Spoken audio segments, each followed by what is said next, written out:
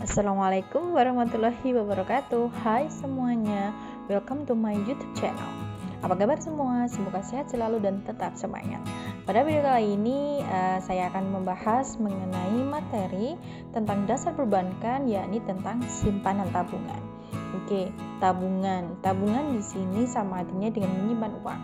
Nah, menyimpan uang artinya apa sih? Nah, penyimpan uang artinya sama dengan kegiatan meningkatkan kehidupan finansial demi membangun kekayaan. Tetapi, sebelum memutuskan untuk menabung, maka harus dipikirkan dengan jelas tujuan dari menabung agar bisa tetap konsisten untuk menjalankan kegiatan tersebut. Nah, tujuan yang jelas akan membuat Anda menabung lebih efektif ketimbang menabung tanpa tujuan yang keinginan yang kuat. Nah, ini ada beberapa tujuan menabung secara umum. Yang pertama sebagai untuk pendidikan, kemudian yang kedua sebagai alat untuk melakukan transaksi individu atau sebuah kelompok, dan untuk memenuhi suatu keinginan kita.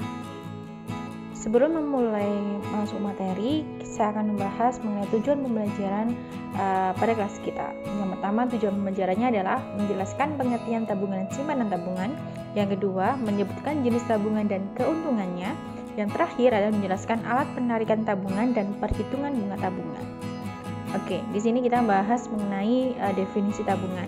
Menurut Undang-Undang Nomor 10 Tahun 1998, simpanan tabungan adalah simpanan yang penarikannya hanya dapat dilakukan menurut syarat tertentu yang disepakati, tetapi tidak dapat ditarik dengan cek, biliet giro, dan atau alat lainnya yang dipersamakan dengan itu. Kemudian, apa saja sih yang dimaksud dengan alat penarikan tabungan? Nah, di sini ada beberapa yang bisa kita gunakan untuk menarik tabungan kita.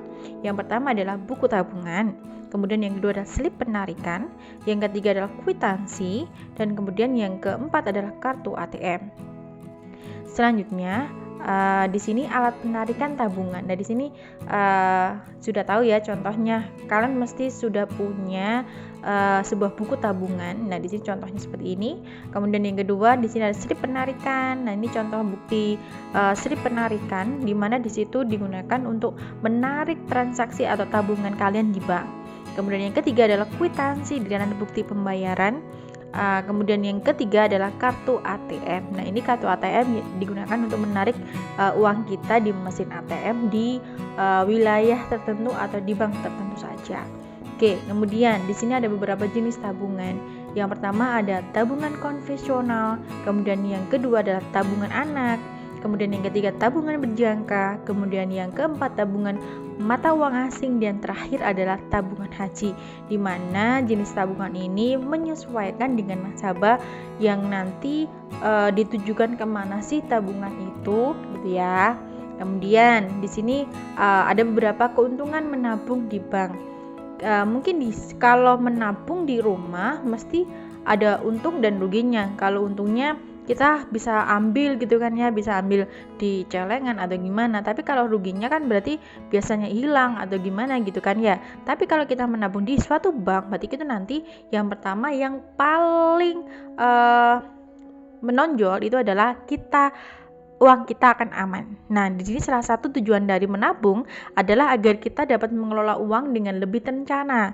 Dengan menempatkan uang di bank, khususnya dengan memilih produk tabungan berjangka, perencanaan keuangan bisa lebih terarah dan konsisten. Nah, di sini kita kan nabung di bank, dimaksudkan dengan lebih terarah berarti kita lebih bisa menyesuaikan tabungan kita nanti dibuat untuk apa. Mungkin digunakan nanti untuk pendidikan, kemudian untuk biaya kesehatan dan lainnya.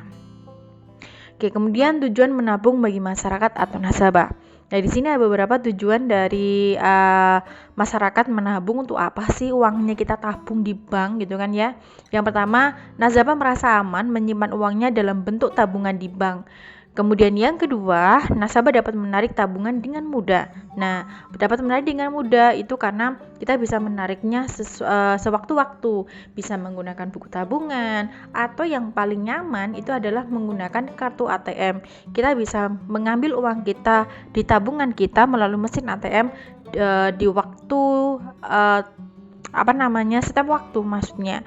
Berarti di situ mungkin kalian butuh uang pada malam hari, pas waktu bank tutup dan sebagainya, itu bisa kita ambil di mesin ATM dengan menggunakan kartu ATM. Kemudian yang ketiga, untuk penghematan supaya seluruh penghasilannya tidak digunakan untuk belanja. Nah, ini biasanya adalah kalian yang biasanya sering belanja Shopee, Tokopedia dan sebagainya. Kalau kalian punya tabungan, mesti ini akan terarahkan nanti ada yang namanya sifat hemat dari kalian. Kemudian di sini faktor perbedaan tingkat tabungan. Apa sih faktor perbedaan itu? Yang pertama adalah pendapatan masyarakat. Nah, di sini tinggi rendahnya pendapatan masyarakat menyebabkan tingkat tabungan yang berbeda setiap orangnya. Berarti misalnya pendapatannya 1 bulan 20 juta, berarti tabungannya juga lebih besar. Kalau misalnya ada orang yang pendapatannya hanya 2 juta 1 bulan, berarti mungkin pendapatan juga lebih rendah dari yang 20 juta lagi. Kemudian yang kedua, suku bunga bank. Banyak masyarakat yang memperhatikan suku bunga bank untuk memutuskan menabung atau tidak. Kemudian yang ketiga, tingkat kepercayaan. Nah, ini tingkat kepercayaan masyarakat terhadap bank juga mempengaruhi tingkat tabungan, di mana masyarakat harus merasa aman dan nyaman dalam menabung di bank tersebut. Kemudian di sini ada kalau kita menabung, mesti kan ada persyaratannya. Apa sih yang harus kita lakukan atau kita sediakan untuk menabung, atau persyaratan menabung di bank itu seperti apa gitu kan ya. Berarti yang pertama adalah identitas diri, berarti dapat KTP, kemudian kartu SIM, paspor dan sebagainya. Kemudian yang kedua adalah setoran awal. Nah, ini setoran awal biasanya tergantung dari pihak bank. Tapi kalau misalnya mau setoran awalnya lebih dari yang sudah dipersyaratkan oleh pihak bank, itu juga nggak apa-apa. Kemudian yang ketiga adalah pilih jenis bank. Nah, di sini menyesuaikan nanti kalian mau pilih bank konvensional atau bank syariah, menyesuaikan dari masing-masing nasabah. Kemudian yang keempat adalah mengisi formulir. Nah, ini formulir sudah disediakan oleh pihak bank dan nanti diisikan pada saat pendaftaran pembuatan rekening tersebut. Kemudian yang kelima, kita sudah memiliki rekening. Nah, kemudian memiliki rekening, kemudian nanti juga kita dapat yang namanya kartu ATM. Seperti itu ya. Kemudian yang terakhir di sini kita akan membahas mengenai metode perhitungan bunga tabungan. Di situ yang pertama ada metode saldo terendah, yang kedua adalah metode saldo rata-rata, yang ketiga adalah metode saldo harian, yang mana nanti materi metode perhitungan bunga tabungan kita lanjut di part 2. Seperti itu ya. Oke, mungkin itu yang bisa saya sampaikan. Semoga bisa bermanfaat untuk semuanya. Kita lanjut di part 2. Ya. Terima kasih. Saya akhiri. Wassalamualaikum warahmatullahi wabarakatuh.